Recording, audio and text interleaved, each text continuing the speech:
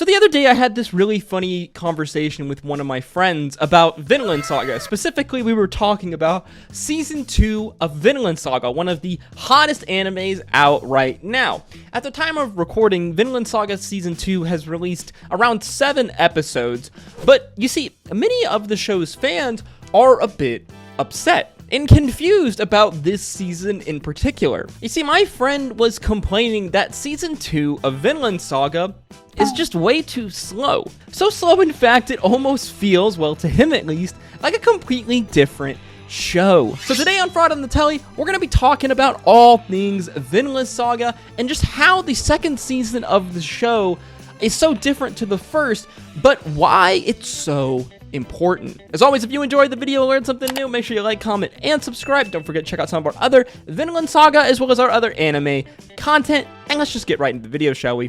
Vinland Saga follows the story and the life of Thorfinn, a young boy who is bright and full of adventure, but whose life changes dramatically when he witnesses the death of his former Viking father. Determined to get revenge on his father's killer, the man Askeladd, Thorfinn, as a young boy, joins his mercenary band of Vikings, as Askeladd promises him that the day he becomes a great warrior, he will allow him to fight a duel to take his revenge. Now remember that Thorfinn is just a young kid at this point, but over the course of Season 1, he spends around 11 years following Askeladd and his band of Vikings across Europe. As well, we even see Thorfinn and Askeladd's band journey to England to help aid the Danish king in the overtaking and conquering of England.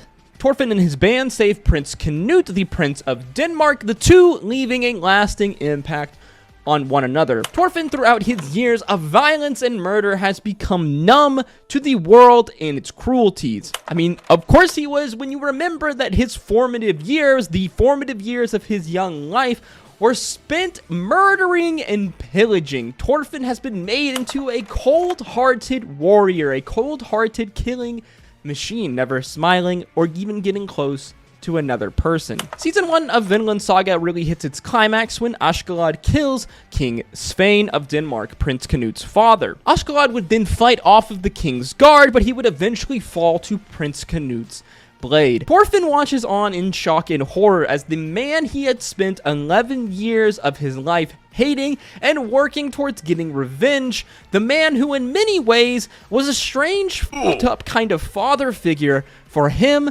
die in his arms. This realization that Thorfinn has wasted the last 11 years completely breaks him mentally. He has spent the last 11 years doing horrendous, heinous actions, all we have to remember as a young boy, all for nothing. Thorfinn snaps, attacking Prince Canute, leaving a scar on the prince's face. This is where Season 1 of Vinland Saga comes to an end. Season 2 picking up a few years later as Thorfinn has been sold into slavery for attacking the prince, now king, of Denmark.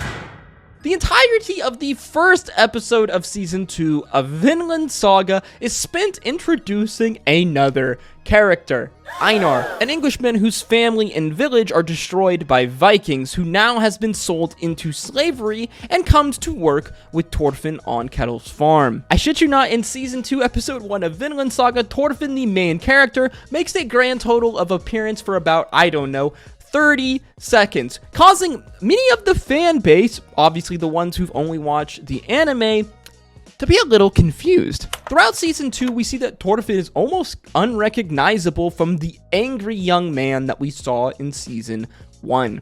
This Thorfinn is broken, a man with no purpose who is haunted by the horrible evil deeds of his past, of all of the innocent lives he has taken. It isn't really until Einar arrives and the two slowly begin to become friends and grow close to each other over the course of many, many months that we begin to see some life return to this young man, our boy Thorfinn. In many ways, this is kind of what the broad story of Vinland Saga is all about. It's a story of redemption, hope, and purpose. Thorfinn at this point in the story is completely shattered as a person. The goal that he had poured his entire self into was snatched from him. His life now has no purpose, no meaning.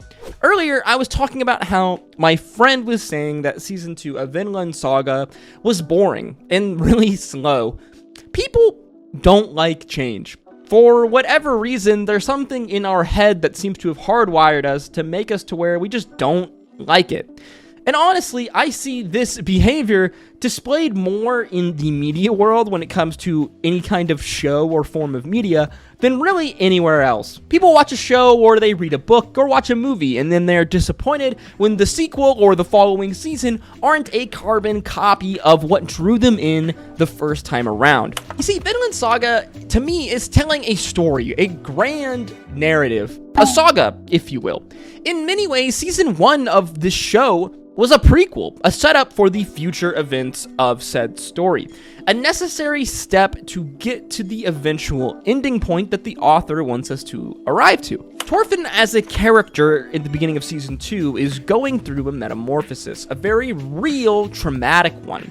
He is being forced to face his past and the horrible things that he's done, all the while the unknown looms over him of his future. His life goal was taken away from him. Thorfinn, in many ways, is just an empty husk of himself. But you see, through his relationship with Einar and other people on the farm, he begins to view the world in a different way. I understand why many anime-only fans might be a bit disappointed, confused, and upset with Season 2 of Vinland Saga. In many ways, this season, so far, feels like a completely different anime to Season 1. But I encourage you all to take a step back and look at this with some perspective. Tell me, would it really feel good if Thorfinn was the same psychopathic murderer in Season 2 as he was in Season 1, considering all of the events that happened to him? What would be the point of the entire arc of Season 1 if he was? Is Askeladd's death not supposed to affect this young man at all? You see, one of the reasons that I love Vinland Saga is the real human story at its core. Yes, it has crazy animations and fight scenes. Yes, it has awesome, lovable characters. But for me, the main reason I watch Vinland Saga is this grand narrative. I enjoy characters with depth. Characters that can change and adapt to the world and the surroundings around them.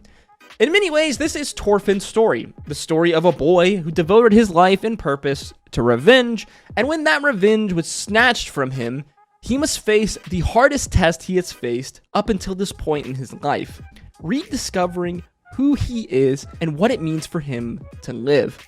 I get it if you're upset with Season 2 of Vinland Saga so far.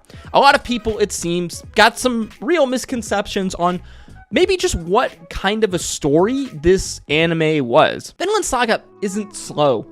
It just knows how to tell a story. As always, if you enjoyed the video or learned something new, make sure you like, comment, and subscribe. I look forward to reading your comments in the comment section down below about what you think about Season 2 of Vinland Saga so far. I look forward to coming back and making another video like this when Season 2 of Vinland Saga is all said and done, because I have a feeling that a bunch of people who maybe wrote off this show or talked some smack about it early on in Season 2 because things had changed a little bit are going to be in for a rude awakening when this season is finally over.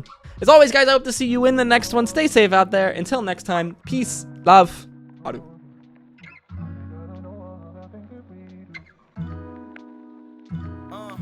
Story that might be, we wasn't supposed to happen. So much talk around us, we became numb to the yapping. It was like 05, got my license to drive. Picked you up in my pop's car, went for a ride. Couldn't no one tell us nothing, that night was ours.